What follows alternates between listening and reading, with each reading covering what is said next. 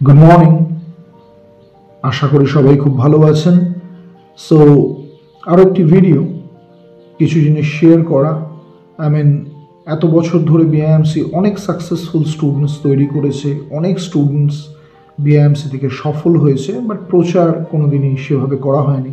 যেমন ধরুন, আজ থেকে অনেক বছর আগে 2014 সালে বিআইএমসি ইনস্টিটিউশন থেকে 30 জন চাকরি পেয়েছিল, কিন্তু কোনোদিনও প্রচার করা হয়নি। আপনারা হয়তো কোনোদিনও দেখবেন না কোনো দেয়ালে বা পোস্টে বিআইএমসির পোস্টার লাগানো আছে, বাট রয়েছে প্রচুর পোস্টার্স, বাট কোনোদিনও প্রচার করা হয়নি সেভাবে। বাট আজকে এই ভিডিওগুলোর মাধ্যমে প্রচার নয়, বাট আপনি প্রচুর পরিশ্রম করার পরে যখন আপনার স্টুডেন্ট সফল হচ্ছে, সাকসেস হচ্ছে বা সাকসেসফুল তাকে করতে পারছেন, সেই জায়গাটা কি মানুষের সাথে শেয়ার করতে খুব ভালো লাগে। সো এখন সোশ্যাল মিডিয়াতে প্রচুর ভিডিওস আমরা দেখতে পাই, অনেকেই অনেক রকমের ভিডিও বানায়।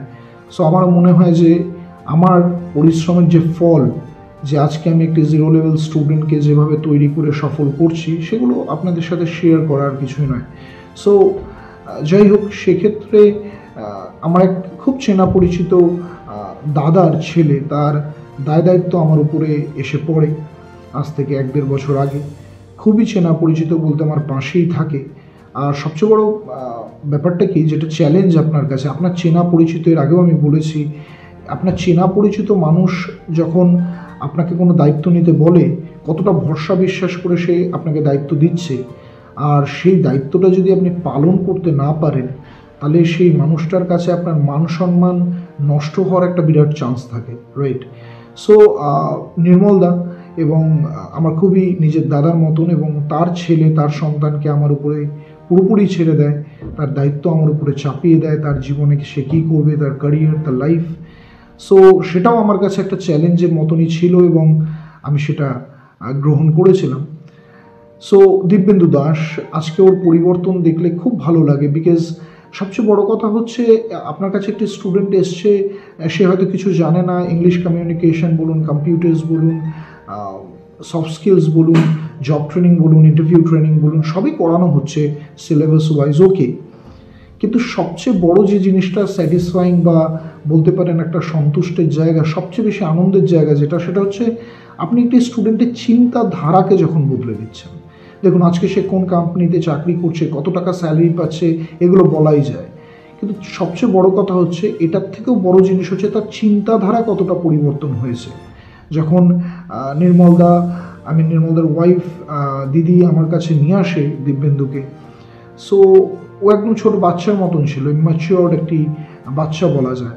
জব, চাকরি এ তো অনেক দূরের ব্যাপার ছিল, কিন্তু সেই ছেলের মধ্যে আজকে যে চিন্তাধারা, তার আজ থেকে 2 বছর পরে, 5 বছর পরে সে কোন পজিশনে থাকবে, সেই জিনিসগুলো নিয়ে সে ওয়ারিড, সেই জিনিসগুলোর পেছনে সে ছুটছে। এই যে তার চিন্তাধারার পরিবর্তন করানো, যে তাকে উন্নতি করতে হবে, আরও বড় হতে হবে, আরও অনেক টাকা উপার্জন করতে হবে, মা বাবাকে সাপোর্ট করতে হবে, ভালো রাখতে হবে, সবাইকে হ্যাপি করতে হবে, এই যে চিন্তাধারার পরিবর্তন, যে আমাকে উন্নতি করতে হবে, আমাকে লাইফে অনেক বড় হতে হবে, এই যে চিন্তাধারাটা বিআইএমসি স্টুডেন্টসদের মধ্যে নিয়ে আসছে, এটা খুব এর থেকে আমার মনে হয় না স্যাটিসফাইং কিছু হতে পারে। সো দিব্যেন্দু দাস, আমি বলবো, ওর ভিডিও হয়তো আপনারা আগে দেখেছেন, বাট আমি এক ঝলক বলবো আপনাদের ভিডিও দেখতে, ওর কন্ডিশন কী ছিল, সেই জায়গা থেকে কতটা ম্যাচিওর্ড হয়েছে। এখন ওকে দেখলেই আমার ভালো লাগে। সবসময় যখনই আসে ইনস্টিটিউশনে, ও নিজের ক্যারিয়ার, আগামী 1 বছরে ও কী করবে, এগুলো নিয়ে আমার সাথে কথা বলে, শেয়ার করে, তো দারুণ একটা আনন্দের জায়গা। সো এটাই বলা যে বিআইএমসি ইনস্টিটিউশন প্রচার করে না ডেফিনেটলি, বাট রিসেন্টলি ভিডিওস বা এই ভিডিওগুলো আমি বানাচ্ছি, শেয়ার করছি আমার আনন্দটাকে আপনাদের সাথে, এবং বিআইএমসির রেজাল্টটাও আপনাদের সামনে তুলে ধরছি।